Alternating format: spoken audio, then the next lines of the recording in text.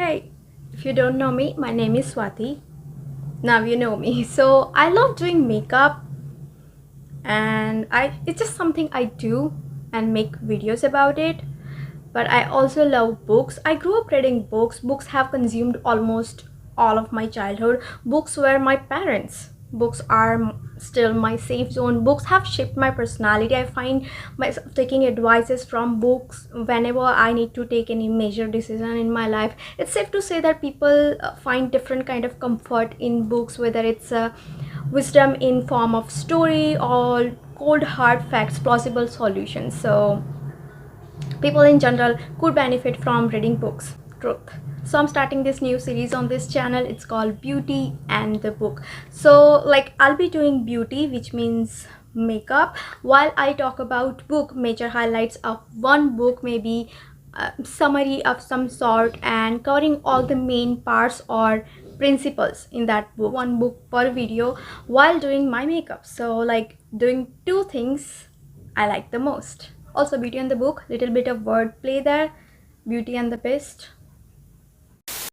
And this is very much inspired from a YouTuber, Bailey Sarian. She does like a true crime, real life crime stories while she's doing her makeup. I'll link her channel down below if you're into true crime and makeup. So that was a disclaimer. I know a lot of people who don't like to read, really smart intellectual people who just don't like to read but love to have an insight on a book. So if you're one of those people, continue watching. Even if you don't like makeup, the book summary part might be still beneficial. For today's video, I have made notes and things that could cover the concept of this book. Today's book is The Monk Who Sold His Ferrari. The book is just sea of wisdom. So let's start. So this guy named Julian, he was a very successful lawyer, very famous, very rich, and he only defended like wealthy people. He had big mansion, private jet, and of course Ferrari. But even after achieving these huge things in life, he was not satisfied. He wanted more fame, more money, which led to a point where he was working for almost like 18 hours a day. Barely interacted with his family. His wife divorced him. He started aging faster, like really sad face. He looked 80 years old man when he was like in his 50s. So once during a regular courtroom session, he felt some kind of pain in his chest area and suddenly he fainted. He was rushed to a nearby hospital. Turns out he had a heart attack.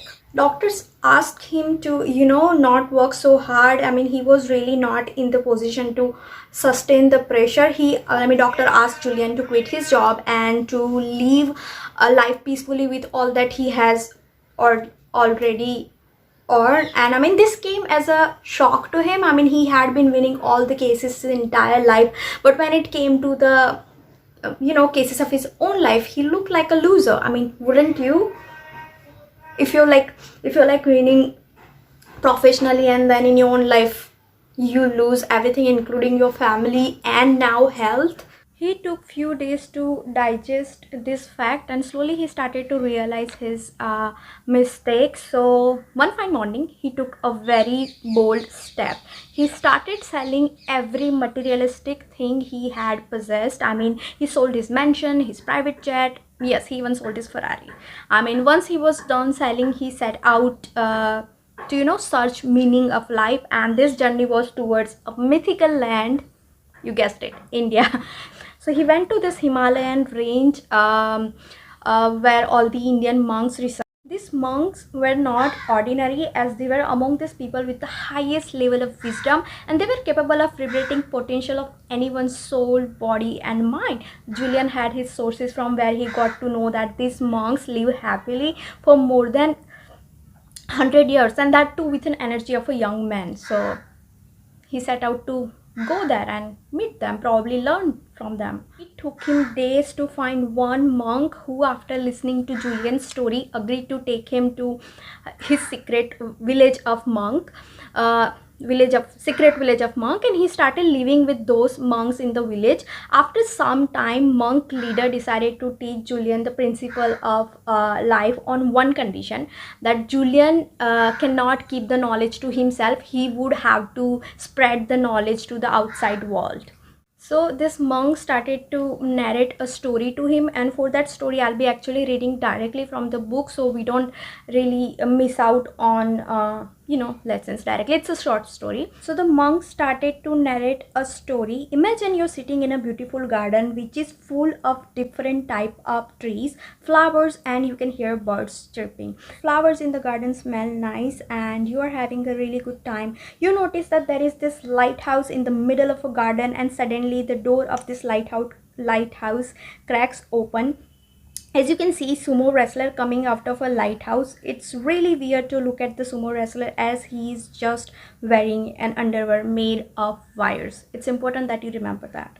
He wanders around and finds a golden stopwatch lying in the garden. As soon as he tries to pick it up, he slips and he falls on the ground, lying motionless. After some time, he gets back to his senses, probably because of the nice fragrance from the roses in the garden.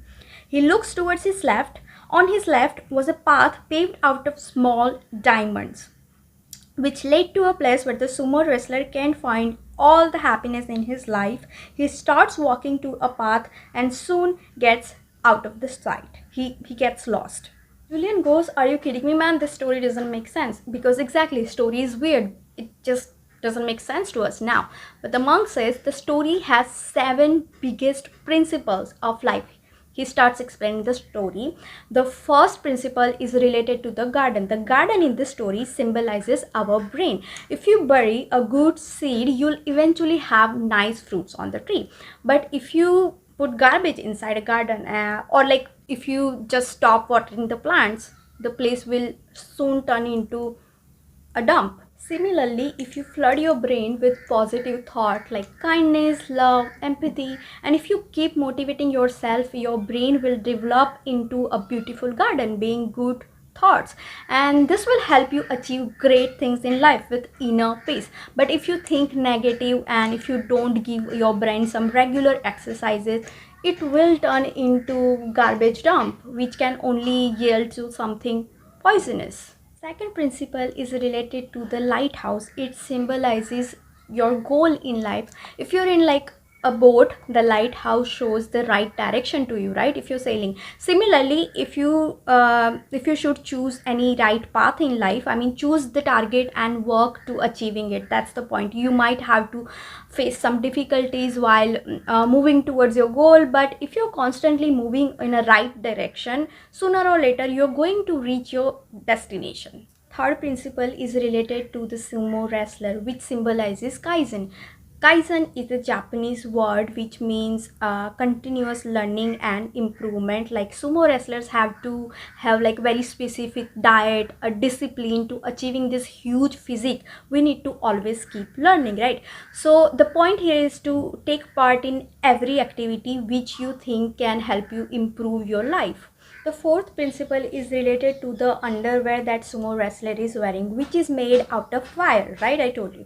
So self-control and discipline, because it's wire, it's probably hurtful. It might be thin, but without this underwear, wrestler will be naked, and that really won't be a pleasing sight. Now, if you have seen cable wires from inside, you might be aware that it's usually made out of many thin wires which together is formed a cable. These thin wires might be weak, but when put together they're stronger like an iron rod. I think we all learned this in 3rd grade when our teacher brought in bunch of sticks and asked us to break one by one and then together all the sticks. And remember to make us learn power of unity. Well, my teacher did. I think it was lesson in one of the language subject book, like either Hindi or Sanskrit or English, something like that. Moving on back to our book, self-control and discipline is made up all these small things that we do in our life. We like, be it waking up early or eating healthy, we feel that these small things don't really matter, but in reality these are the only thing that matters. We won't see an instant impact on these things, but in long run these small things can bring some kind of big change in your life, and they will define who you are as an individual. The 5th principle is related to this golden stopwatch, which symbolizes the time. No matter how rich or poor you are, you only have 24 hours in your entire day. Not even second more or even second less than anyone else. But the way we utilize this 24 hours is what makes us happy and sad, rich or poor. Most of us have the habit of procrastinating, which is nothing but a waste of time. By the time you wake up in the morning, someone else is running to the gym, feeling fresh, fit, and happy. And it doesn't mean that we should always keep walking like Julian. No, instead, we must enjoy, have some fun activities in our day-to-day life. And that's what really important. It is to like manage everything in 24 hours while making healthy choices. Now, this is my personal observation. Every successful person knows how to manage their time. I mean, almost all successful people that I have read about, they wake up early, they at least read 5 to 6 books a week, and they continue to learn and continue to invest into self-improvement. I keep snapping out of this book narration, but as if I have something better to say than book. But coming back to our book, I mean, each of us got 24 hours, but these successful people managed to do every activity better than else in 24 hours. Now the sixth principle is related to the fragrance rose. Now this one is really famous saying in China, which means that there is always a little fragrance in remaining in the hand of those who give flower to others. So this flower and its fragrance symbolizes giving or social cause, more or less. But doesn't matter how much or how much you earn, satisfaction of helping others is priceless. I mean, no wonder why all these really rich people in this today's world do charity work, investing their hard-earned money in developing some villages.